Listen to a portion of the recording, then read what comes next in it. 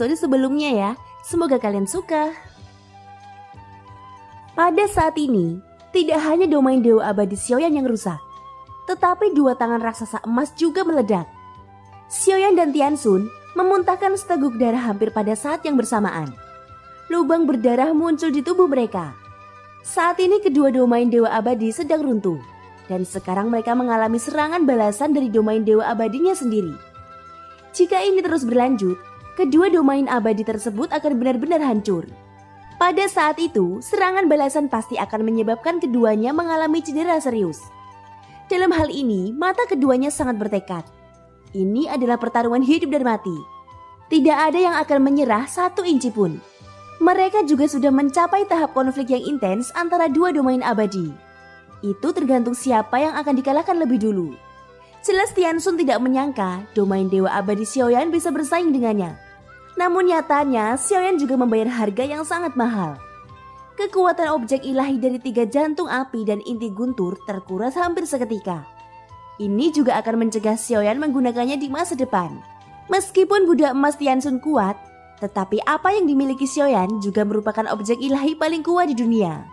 Itu adalah puncak dari kekuatan api dan guntur. Reinkarnasi yang mulia Zhuzang sungguh kuat. Aku khawatir selain dirimu, tidak ada satupun dunia ini yang bisa mengumpulkan begitu banyak objek ilahi ke dalam satu tubuh. Tapi meski begitu, yang rusak hanyalah kedua tangan dari budak emasku. Aku masih memiliki banyak lainnya.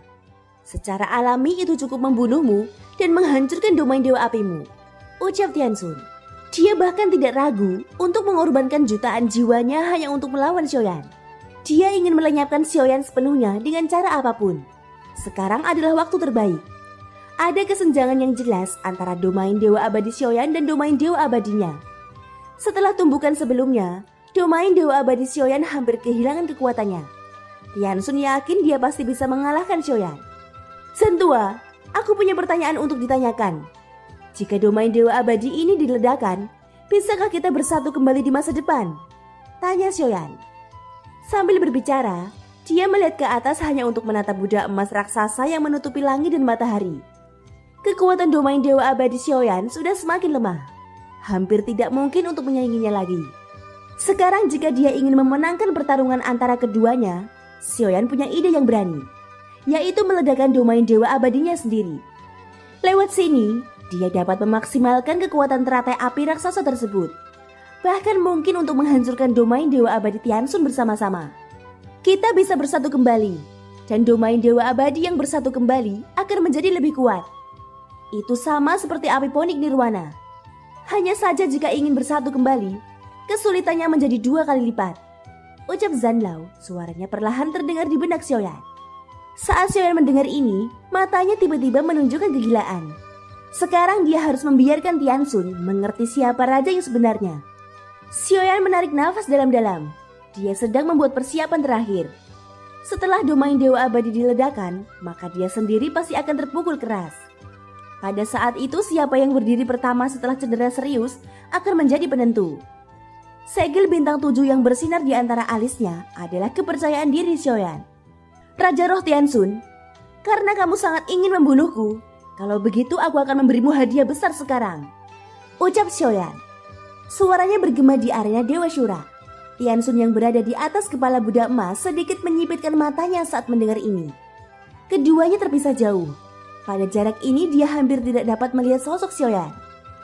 Namun meski begitu, dia dapat mendengar suara Xiaoyan yang bergema.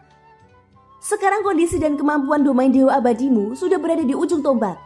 Aku ingin melihat gangguan seperti apa yang dapat kamu timbulkan, ucap Tianxun segera mendengus dingin.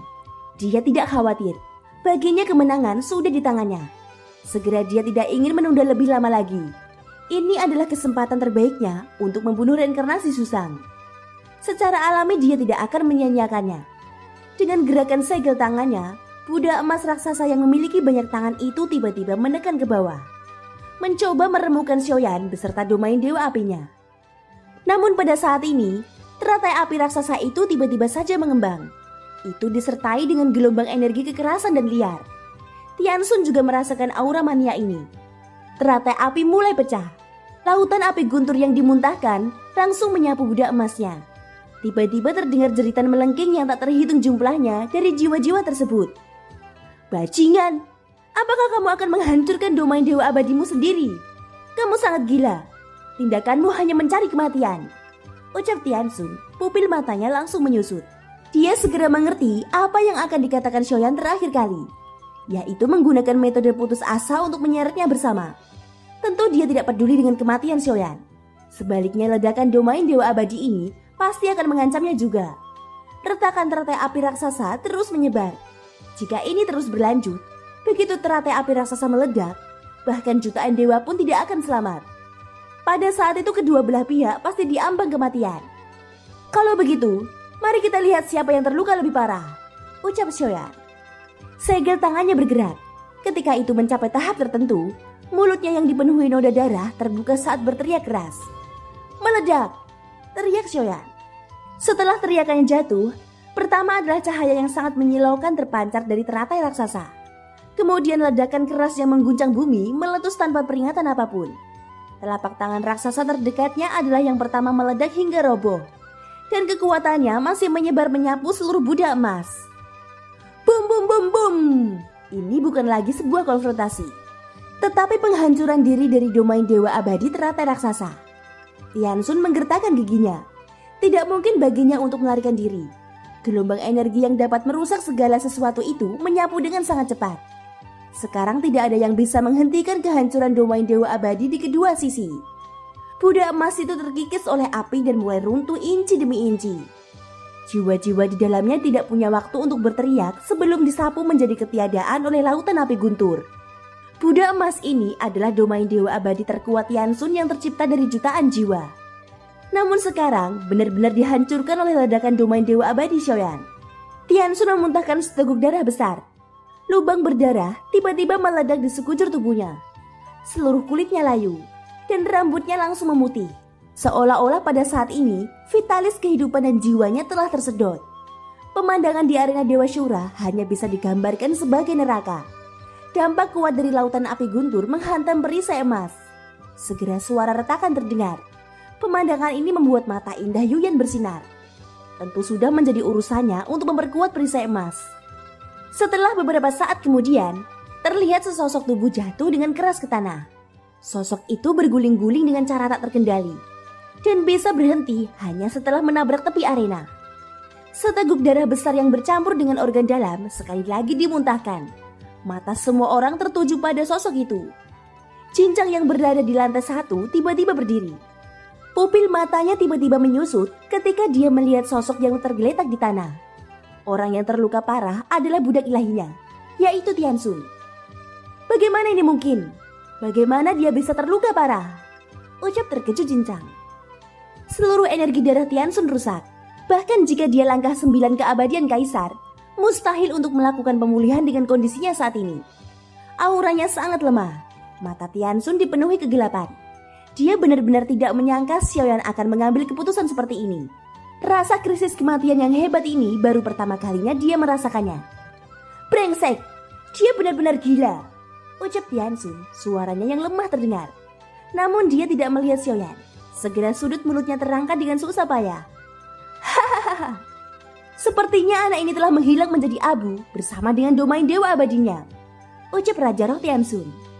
Namun sebelum dia bahkan bisa bahagia, sisa lautan api itu menyebar ke tengah arena. Nyala api yang menyebar itu sebenarnya bergulung pada satu arah. Hanya dalam beberapa tarikan nafas, nyala api benar-benar menghilang sepenuhnya. Baru kemudian, sesosok dengan tubuh membungkuk terungkap. Meskipun sosok itu terlihat sama menyedihkannya, tapi setidaknya dia masih bisa sedikit berdiri. Saat ini topeng di wajahnya telah roboh. Segel bintang 7 di antara alisnya bersinar terang. Menghilang menjadi abu. Jangan memikirkan segala sesuatunya ke arah yang terlalu naif. Ini akan membuatmu semakin kecewa, ucap sosok itu. Sosok yang perlahan-lahan berdiri tegak ini tidak lain adalah Xiaoyan. Namun adegan ini tidak menimbulkan sorak-sorai untuk beberapa saat. Sebaliknya itu adalah pemandangan yang mencengangkan. Semua orang yang menyaksikan pertempuran di arena Dewa Syura tersentak. Terutama mereka yang bertaruh besar pada Cincang. Mata dan tubuh mereka gemetar. Thank you guys, sudah mendengarkan ceritaku sampai akhir. Ikutin terus kelanjutannya ya. Semoga hari kalian menyenangkan. Sampai jumpa dan bye-bye.